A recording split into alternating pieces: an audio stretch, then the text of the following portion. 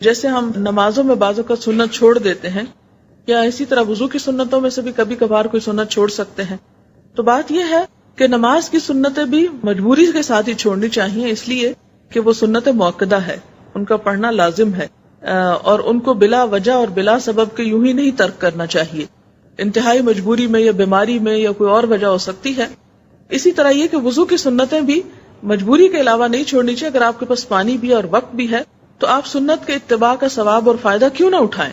اسے ترک کرنا جو ہے یہ بہتر نہیں ہے، کرنا زیادہ بہتر ہے. تو ہمیں بار بار یہی کہا گیا نا کہ نیکیوں میں آگے بڑھو. تو جب ایک نیکی کرنے کا موقع میسر ہو تو انسان کیوں نہ اس میں آگے بڑھے. اور دوسری بات یہ کہ وضو میں جتنا انسان کو اطمینان ہوتا ہے نماز میں اتنا ہی سکون آتا ہے. تو یہ 3 دفعہ دھونا بھی اس لیے کہا گیا کہ ایک دفعہ دھو کے نہیں تسلی ہوئی، دوسری دفعہ مطلب کہ سائیکولوجیکلی انسان جو ہے وہ بہتر محسوس کرتا ہے جب وہ 3 دفعہ دھو لیتا ہے.